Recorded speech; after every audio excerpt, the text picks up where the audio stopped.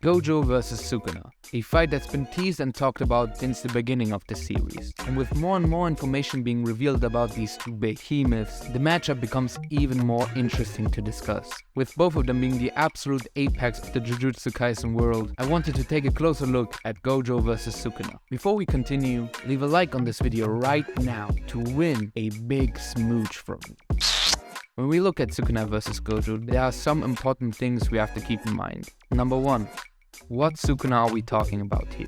Is this the anime Sukuna, Shibuya arc Sukuna, or the current manga Sukuna? 2. JJK's power system can get pretty complex, so the outcome of the fight can be fairly iffy depending on your interpretation of how things work. So if there's something I say that's wrong or you don't agree with, just let me know in the comments. And 3, there are going to be some spoilers about Sukuna's and Gojo's powers, but I will avoid any plot points. I'll only elaborate on their abilities. So, first off,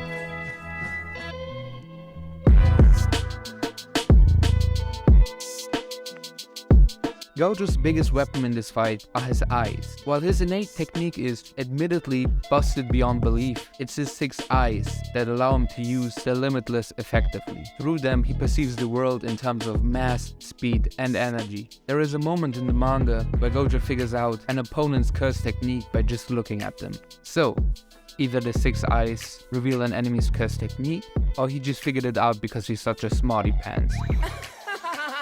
Also in the manga, Yuta states that because of the 6 eyes, Gojo's cursed energy consumption is near 0 when he uses a technique. So his energy reserves are basically limitless. Talking about limitless,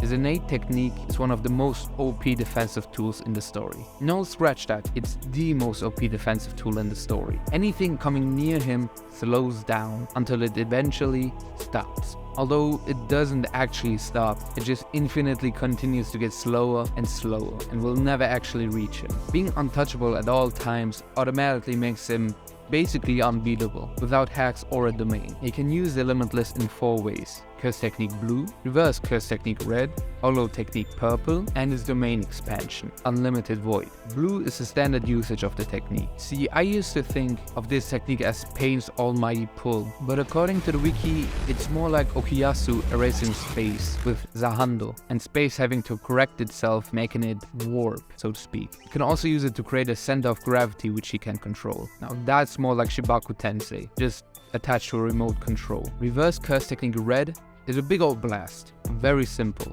It comes from reversing his blue technique with reverse cursed energy. To create reverse cursed energy, you have to multiply normal cursed energy with itself, which is needlessly complicated. Jesus Christ. So kind of like -2 times -2 equals +4. That also means red takes double the energy of blue, but it also has double the strength of blue.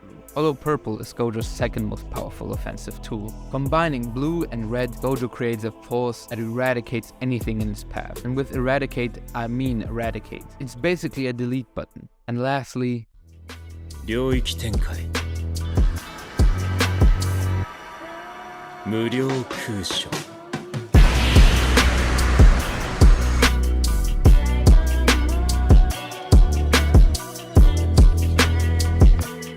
Gojo's Domain Expansion, Unlimited Void, which is a one-shot against anyone he uses it on. It imports an infinite amount of information onto the enemy's brain, making it overloaded with information and rendering them basically brain dead.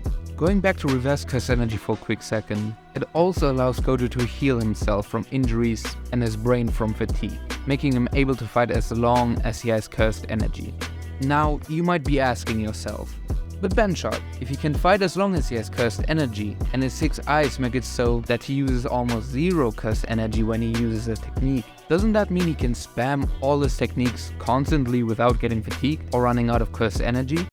Yeah, there is a reason Geto decided to seal him instead of fighting him. There's no one in the world who can defeat the Honored One. Well, except maybe the other Honored One.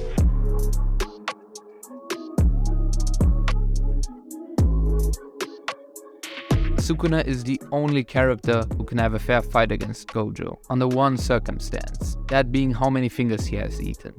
If we take anime Sukuna, Gojo bodies it. Like, let's not even think about that. Shibuya Sukuna, Gojo probably still bodies. So let's take a hypothetical 20-finger Sukuna, but one who's still in Yuji's body. But what would a 20-finger Sukuna even look like? If we look at the jump in power Sukuna had from going from 4 fingers to 15 fingers, we can tell that the only thing that increased were his stats. Sukuna didn't gain any new techniques from eating all those fingers. When he had just 2 fingers, he could still use the main. So we're just going to assume that a 20-finger Sukuna would be just more of the same. I actually don't know where to start with Sukuna, since the true nature of his curse technique is still a mystery in the manga. What we do know is that his favorite way of attacking are invisible slashes that cut through most things like butter. There are 2 types of slashes: dismantle, his standard cut, used for inanimate objects and cursed spirits, and cleave, which adapts its strength to the target. In the manga, he uses fire powers for a quick second, after saying square open. Well, he probably doesn't say square open, but it's illustrated as a square and then he says open. So, just go with it. So either he can copy curse techniques or he just has fire powers. But in any case, we don't know exactly what this technique is, but let's say he can use fire for now, I guess. Besides this, he can easily regenerate limbs using reverse curse technique. His physical prowess is through the roof and is immune to poison. But the more important things,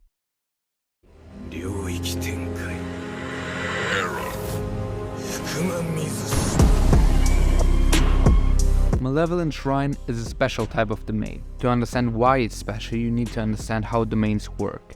When someone casts a domain, he creates a space separate from reality using a barrier technique. In this domain, all of the user's attack become guaranteed hits on the target,